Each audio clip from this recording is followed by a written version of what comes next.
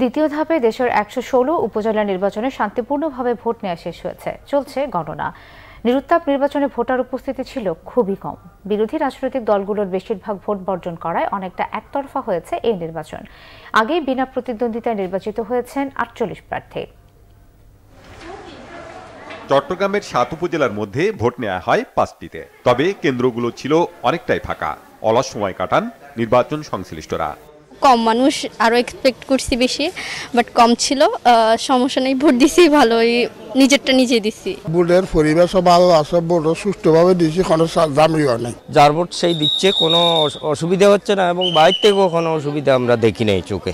Voter উপস্থিতি কম থাকলেও কড়া নিরাপত্তায় রংপুরের ৬ উপজেলায় ভোট নেওয়া শেষ হয়েছে। এসব উপজেলায় প্রতিদ্বন্দ্বিতা করছেন ৭২ প্রার্থী। বিনা প্রতিদ্বন্দ্বিতায় নির্বাচিত হয়েছেন গঙ্গাচড়া ও কাউনিয়া উপজেলার ২ চেয়ারম্যান ও ১ ভাইস চেয়ারম্যান প্রার্থী। সিলেটের ১২ উপজেলায় সকাল ৮টায় ভোট শুরু হয়ে একটানা চলে বিকাল ৪টা পর্যন্ত। ১২ উপজেলায় ভোট কেন্দ্র ৮১৬টি। যে কয়টি সেন্টার দেখেছি কোথাও কোনো সমস্যা হয় নাই। যারা প্রেসিডেন্ট অফিসার আছেন, অ্যাসিস্ট্যান্ট প্রেসিডেন্ট অফিসার আসছেন, তাদের সাথে কথা বললাম।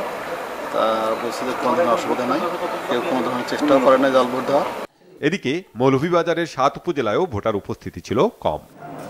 ঠাকুরগাঁওয়ের ৫ উপজেলায় ৪০২টি কেন্দ্রের কোথাও দীর্ঘ লাইন দেখা যায়নি। ভোটারদের কেন্দ্রে নিতে ভোজের আয়োজন করেন কোনো প্রার্থী। পাবনার ৮ উপজেলায় চেয়ারম্যান পদে ২৫ প্রার্থী প্রতিদ্বন্দ্বিতা করছেন। শান্তিপূর্ণ এ নির্বাচনে ভোটারদের আগ্রহ দেখা যায়নি। দিনাজপুরের ১৩ উপজেলার ১২টিতে ভোট নেওয়া হয়। সদরে ১ ভাইস চেয়ারম্যান প্রার্থীর মৃত্যুর কারণে ভোট হবে ৩১ মার্চ। পার্বতীপুর, ঘোড়াঘাট ও হাকিমপুরে চেয়ারম্যান পদে একক প্রার্থী থাকায় এ পদে নির্বাচন হয়নি।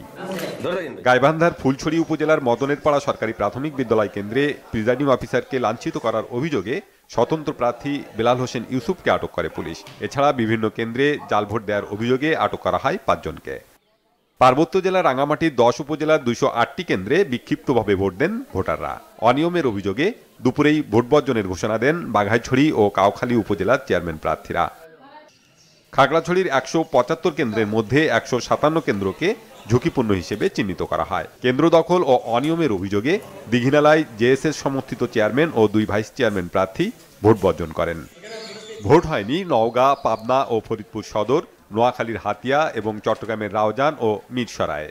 এসব উপজেলার চেয়ারম্যান, ভাইস চেয়ারম্যান এবং মহিলা ভাইস চেয়ারম্যানরা আগেই বিনা প্রতিদ্বন্দ্বিতায় নির্বাচিত হয়ে গেছেন। প্রতিদ্বন্দ্বী না থাকায় চেয়ারম্যান পদে ভোট হয়নি আরও ১৬ উপজেলায়। Banglavision news desk.